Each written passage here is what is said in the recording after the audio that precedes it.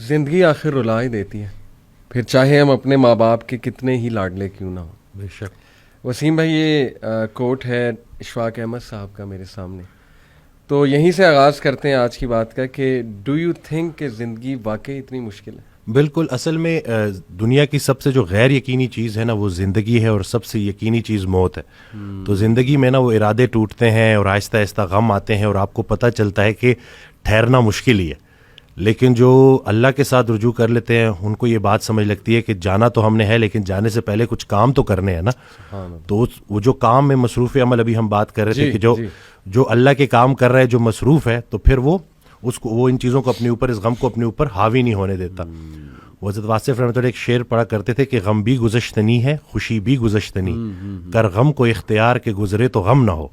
تو یعنی کہ غم کو قبول کرنا ہے، اس کو ریڈ کرنا ہے، اور اس میں نا بڑا لیسن ہے۔ صحیح بات۔ تو یہ اللہ تعالیٰ ہماری برداشت، سب سے بڑی قوت برداشت ہے۔ بالکل صحیح۔ تو ہماری یہ برداشت بڑھانے کے لیے اللہ تعالیٰ غم بھیجتا ہے، صحیح، اور آہستہ آہستہ صبر کے ذریعے، نماز کے ذریعے انسان جو ہے نا اس مشکل سے نکل آتا ہے، کیونکہ اللہ کا وعدہ ہے کہ ہر سختی کے ساتھ آسانی ہے۔ تو سختی کے بعد آسانی ہے، اور اکثر لوگ جو نا امید ہو جاتے ہیں نا، تو اللہ کی رحمت سے نا امید ہونا اصل میں اپنے مستقبل سے نا امید ہونا ہے۔ تو جب آپ اللہ سے پر امید رہتے ہو، ہوپ فل رہتے ہو، تو پھر وہ دن خیر سے گزر جاتے ہیں۔ کیا بات۔ وسیم بھائی، اگر ہم دنیا پہ نظر دوڑائیں، ایسے ایسے غم ہے نا، یعنی لوگوں کی جب سٹوریز سنتے ہیں، اور اوور آل ورلڈ میں دیکھ لیں آپ، اور جو ہسٹری میں پاسٹ میں ہوا ہے، مطلب ایسے ایسے غم آپ کو نظر آئیں گے نا کہ انسان رو پڑتا ہے کہ یار واقعی دنیا میں بڑا غم ہے۔ لیکن اگر ہم یہیں پہ رک جائیں نا کہ بس دنیا میں بڑا غم ہے، زندگی بہت مشکل ہے، تو پھر تو ہوپ لیسنس ہے، پھر تو جو ہے نا وہ ایک ڈارکنس ہے، ایک اندھیرا ہے۔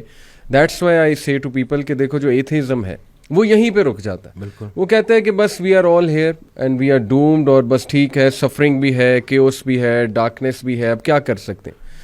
بٹ جب تک اسلام ہمارے پاس ہے نا وسیم بھائی، دیکھیں اللہ سبحانہ و تعالیٰ نے پہلے ہی ہمیں بتا دیا، جیسے آپ نے کہا نا ایکسیپٹنس، بالکل اللہ نے ہمیں ایکسیپٹنس دلائی ہے کہ دیکھو اس کو ایکسیپٹ کرو کہ یہ دنیا ایک مشکل کی جگہ ہوگی، یہاں تمہیں مشقت کرنی ہوگی، اسٹرگل کرنی ہوگی، وی ول ٹیسٹ یو، ہم دیکھیں گے تم میں سے کون ایمان والا ہے، کبھی بھوک سے، کبھی خوف سے، کبھی خوف کا انفیکٹ ذکر ہے کہ خوف سے ٹیسٹ کریں گے۔ آئی تھنک انگزائٹی میں خوف کا ایلیمنٹ کافی جو ہے وہ ہیوی حاوی ہوتا ہے۔ پھر لاس آف لائف سے تمہیں ٹیسٹ کریں گے، لاس آف فروٹ سے تمہیں ٹیسٹ کریں گے، لیکن وبشر الصابرین۔ اور دیکھیں اللہ نے پورا طریقہ بتایا ہے کہ دیکھو نا امید نہیں ہونا ہے، اگر یہ پرابلمز آ جاتے ہیں تو پھر اللہ طریقہ بھی بتا رہا ہے کہ تم نے ہوپ کیسے پکڑنا ہے۔ جیسے آپ نے کہا کہ نماز ہے، پھر صبر ہے، تو how amazing is the philosophy of our religion. بالکل، سبحان اللہ۔ اور جو ایتھیسٹ سے جو نہ ماننے والا ہے، وہ میں اس کو یہی بولوں گا کہ وہ بیچارہ اللہ کی نعمتیں بھی استعمال کرتا ہے اور اللہ کو مانتا بھی نہیں ہے۔ سبحان اللہ، ٹھیک ہے نا۔ تو تحقیق جو ہے نا وہ آپ کو بعد میں وہاں پہ پہنچائے گی جہاں تسلیم پہنچائے گی آپ کو پہلے۔ تو جو سرنڈر کرنا ہے نا، یہی سب کچھ ہم نے کرنا ہے۔ ایک آڈیو میں وہ بیان کر رہے تھے حضرت، تو انہوں نے کہا کہ پورا سرنڈر کرنا ہے۔ تو جواب آیا کہ حضرت اتنی کمزور صلاحیتوں کے ساتھ پورا سرنڈر کیسے کرو؟ تو انہوں نے کہا کہ تم پورا سرنڈر کرو، تمہاری صلاحیتیں بھی پوری ہو جائیں گی۔ سبحان اللہ۔ تو یہ ہے کہ جب آپ پورا سرنڈر کرتے ہو نا، یہ جو اپنی کارسازی نکالو گے تو کارساز کی کارسازی سمجھ آئے گی نا۔ تو یہ جو اللہ ہے نا، یہ ہمارے ارادوں کو توڑتا ہے، اور نہیں آتی کوئی پریشانی اس وقت تک جب تک وہ بڑی پریشانی کو ٹالنے نہ آئی ہو۔ وہ ایک واقعہ سناتے تھے کہ ایک بندہ ایک اللہ والے کے پاس جاتا ہے اور کہتا ہے کہ میرا مکان نہیں بک رہا، تو دعا کریں۔ تو انہوں نے کہا کہ نہیں، تمہارا مکان نہیں بکے گا، جاؤ۔ تو وہ بڑا پریشان ہوتا ہے، پھر دوبارہ جاتا ہے، کہتے ہیں کہ آپ دعا کریں، کہتے چلو میں دعا کر دیتا ہوں۔ وہ مکان بک جاتا ہے۔ تو وہ اس اللہ والے کے پاس جاتا ہے اور اس سے پوچھتا ہے کہ آپ جب میں پہلی دفعہ آیا تو آپ نے کہا کہ مکان نہیں بکے گا، صحیح، اور جب دوسری دفعہ آیا تو آپ نے کہا کہ بک جائے گا۔ تو کہتے ہیں کہ پہلی دفعہ جب تم آئے تھے تمہارا ماتھا روشن لگ رہا تھا، صحیح، تمہارے ماتھے پہ خوش قسمتی کے آثار تھے۔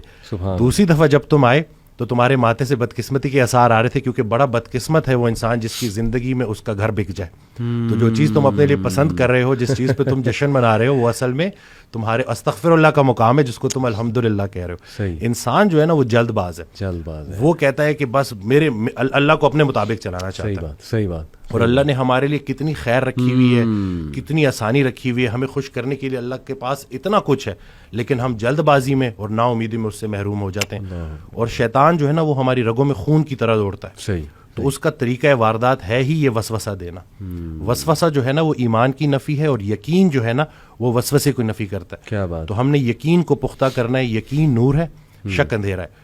تو اسی طرح سے یہ وسوسے کے اوپر سوال کیا گیا, تو حضرت کہتے ہیں کہ میرا اللہ پہ یقین بے گماں ہے جو علم بن گیا. تم بھی وہ یقین پیدا کر لو, تمہیں بھی علم مل جائے گا. زبردست. تو یہ جو شک ہے نا, وسوسہ, یہ آج کل بڑا کامن ہے.